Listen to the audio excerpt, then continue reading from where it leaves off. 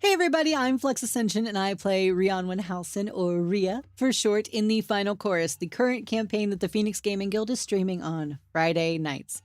Be sure to rejoin us after this recap at 7:30 p.m. Eastern Time. And now, let me catch you up on Session 13. The party was still in the arena, still trying to survive 4 Onis. Leon and Voshk continued their assault, while Rune shouted for everyone to scatter and hide. Rhea, Phantasmal forced a small blue dragon in front of her and ducked behind a corner of a building. Leon jumped down into one of the tunnels crossing beneath the arena and dropped caltrops behind him. Rune had switched from glaive to rapier and got one solid stab into an Oni, enhanced with some lightning magic. Then he bolted for the far side of the field and dove prone behind a group of cacti tall enough to give him cover. Demo, playing the survival trial exactly as it was meant to be played, stayed hidden in the ruins of an old maze. Voshk, still in bear form, was the only one still fighting the Onis. Remember, he doesn't maintain his cognition when he's wild-shaped. An Oni came down on him, forcing him back out into his normal lizard folk form. Voshk is just kind of like beat up, wipes the blood from his eyes. His normal feral like stance just straightens as he cracks his neck. I would like to rage. Voshk is going to wild shape into a bear that is raging. As this burst of energy flows outward, engulfing the arena, all of you feel this wave of energy cover you. You all obtain a long rest. Oh my god. Damn. The crowd stopped cheering and just stared. So did Derek, and so too did the High Crown admins. The raging bear tore into the Oni it was fighting, bite, claw, and then a head was tossed into the sand. The moment the second Oni dropped, the cage opened again, and 4 more Onis climbed out. They scattered across the arena. 2 vanished into invisibility on their way toward Rhea. The other 2 took to the air. And then a message hit each one of their heads. They knew this was Derek. Survive! Stop fighting! 2 of the new Onis found Rhea's hiding spot, where she had conjured a phantasmal cactus and was hiding inside of it. One of them blew the illusion apart with a nightmare ray, and Rhea was down. Leon was still standing, fighting and staring down an Oni who had just tried to put him to sleep. He shook it off. Voshk took 2 more hits from the Onis and went down, bleeding profusely. Rune sprinted across most of the arena to get to Voshk and stabilized him. Demo continued to hold his position. Demo continued to survive, even though his friends were being harmed around him, because he was really, truly the only one succeeding at this point of the battle. With 6 seconds left on the clock, Rune deflected a final nightmare ray with the flat of his glaive. The timer ran out, and every Oni that was still on the battlefield was yanked backward by an unseen tether, dragged back into the cage, and silence rang across the arena. Clerics entered from every side. With mass healing word, Voshk and Rhea were now fully awake. You guys hear nothing but silence for the first few seconds, disbelief, and then eventually in the crowd you see Theodore, "Fuck yeah, those are my kids!" And crowd just begins going fucking nuts. Theodore escorted them out through the crowd. Students were already surging toward them with questions and admiration, and Theodore didn't let any of them close. He walked the party to the docks, kept them moving, put them on a boat, and sent them back to their dorm. Rhea held onto Leon's jacket the entire way across and did not speak. In the yard outside of their dorm, 3 people were waiting for them: Silas, Lyra, and Brock. Not a single word from Lyra and Silas. They both look at you, they are just actually in shock. Brock looks at you.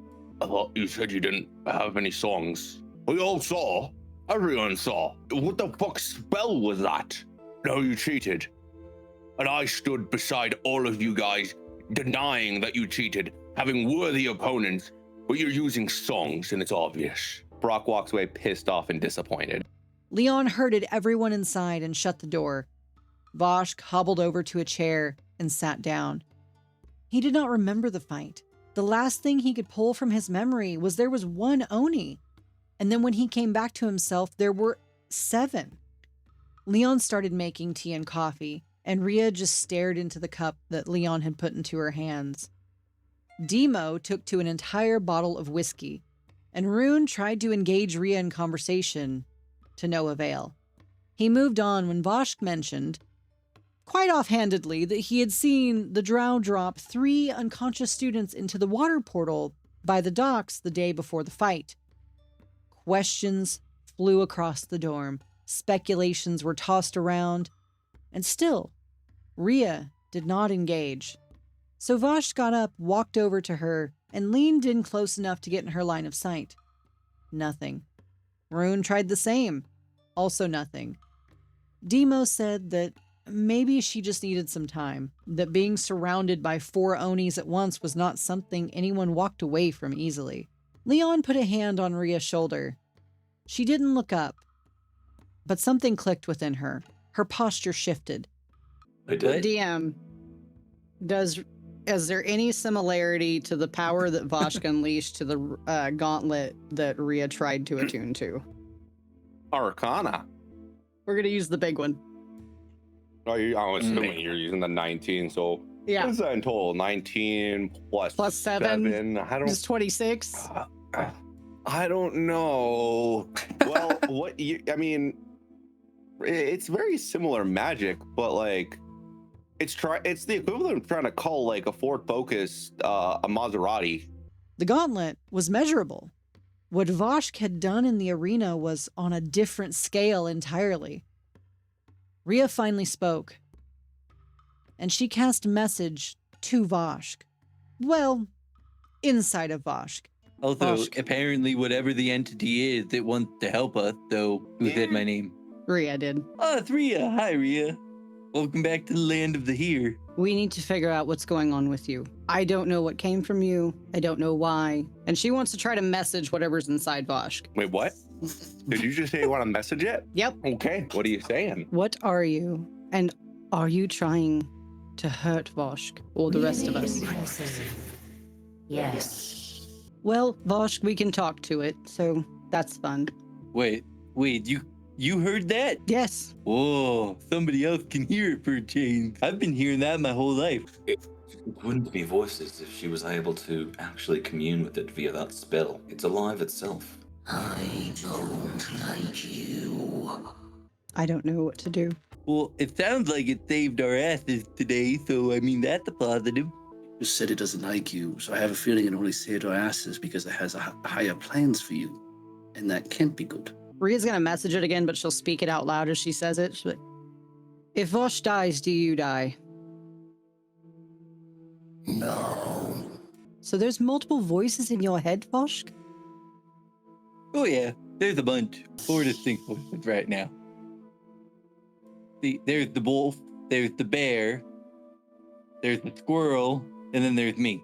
Rhea spoke aloud that her working theory of Voshk is that he is, in himself, some sort of a power song. Rune leaned over and very quietly asked Rhea whether the baby they had heard crying the night they were in Selima Grove might have been Voshk. And Rhea said the odds were so extremely high it was almost certain. Voshk was born in 4716. It was 4771 now. He had been alive that night, in that city, in the age of an infant, when 2 lizard folk were sacrificed at the center of that ritual. Rune sat back and didn't say anything else. This could explain why he does not retain his memory in wild shape, why he had wild shaped without training since he was about a year old, why the entity healed the party when he raged. A rock crashed through the open window. Outside, students were gathered in the streets, signs and shouting, calling the party cheaters. Guards and teachers were already forming a barrier between them and the dorm. Not one of the crown jewels was anywhere to be seen. Find out what happens next when we rise next week. We are the Phoenix Game Man Guild. This is the final chorus. See you at the table.